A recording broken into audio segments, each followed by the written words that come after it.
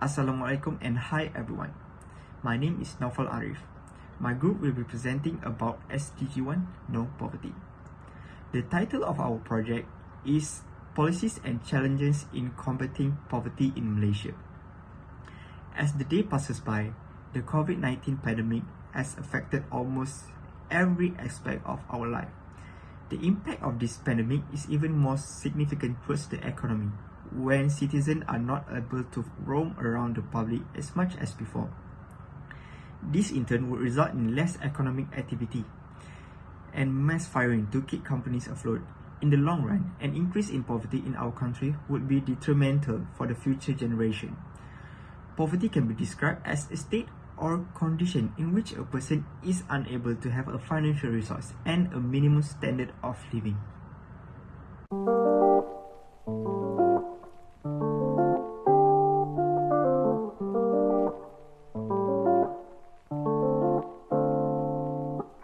Hi and Assalamualaikum. My name is Muhammad Aziz Zaini. First of all, what is poverty? Poverty entails more than the lack of income and productive resources to ensure sustainable livelihood.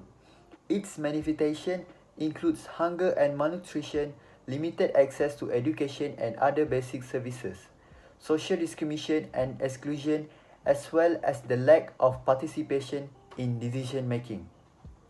In 2015, more than 736 million people live below the international poverty line. Around 10% of the world population is living in extreme poverty and struggling to fulfill the most basic needs like health, education, and access to water and also sanitation. In measuring who is entitled in this research, we have focused more on Malaysian individuals in the range from 18 years old and above. It is because that they have probably obtained their own income and a career. Moreover, Malaysia has been doing a good job in combating poverty. The general income of the public has been growing since the 90s. However, this growth has failed to alleviate the life of some 1.2 lower income households, generally speaking the B40 group.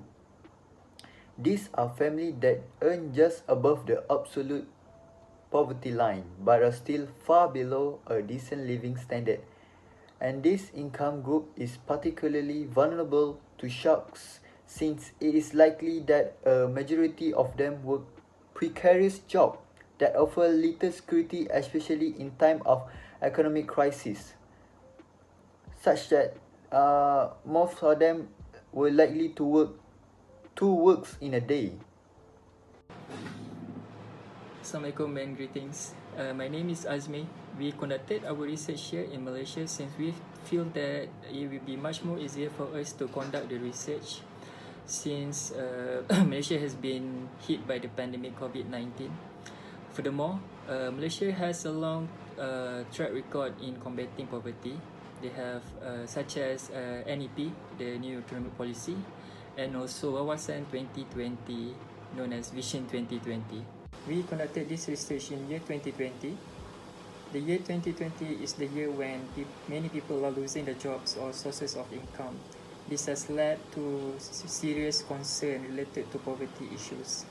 Due to these circumstances, the government has conducted many social welfare programs such as In Penjana to support small businesses. Also, bantuan prihatin in the form of cash to the public.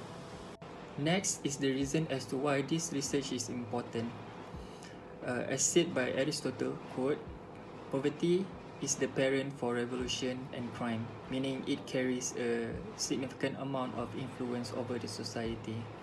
The significance of study for this research are to raise awareness among the public about the importance of current related issues to poverty, and also for the public to know about the government efforts and programs in eradicating or minimizing poverty. And finally, to reduce poverty and inequality by tackling the problem at its core, thus improving the living quality of the lower income group.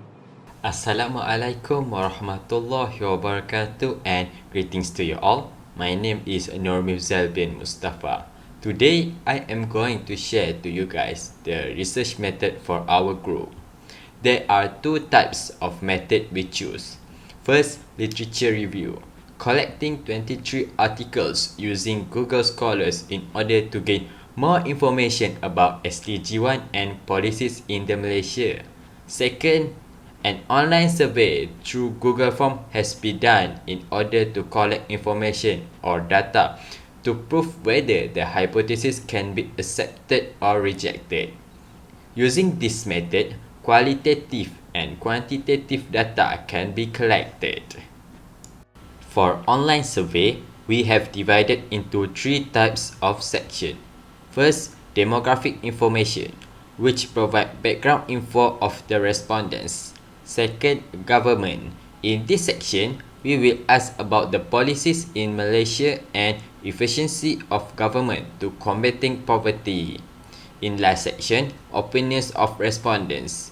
We will provide an open-ended question regarding the subject of poverty in Malaysia.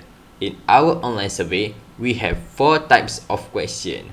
First, demographic information. Second, polling question.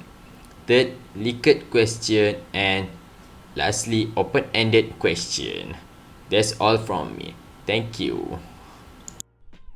Hi, my name is Amirul Nazrin and I'm going to explain about the data collected based on the questionnaire. So based on the chart, the majority of respondents define poverty as people who work but doesn't earn enough money, while 17.7% of the respondents define it as unemployment person, and the rest of the respondents define it as a person who suffers from financial crisis of current economy, a person that doesn't work and home, a person who lack of financial resources and essential for a minimum standard of living, etc. Based on the chart, the percentage of each category are evenly distributed, so the data collected based on the questionnaire is not going to be biased. Based on the chart, the majority of respondents thinks minimum wage and cost living is unsuitable, which the biggest causes of poverty today. This situation mostly happens to the people who live in the city, which have high cost of living and low minimum wage. Next, 16.5% of the respondents think a bad financial management is the biggest cause of poverty. This happens to someone who loves to spend on unnecessary things without thinking about their financial, while 10.1% of the respondents think the job opportunity taken by the foreign workers is the biggest cause of poverty today.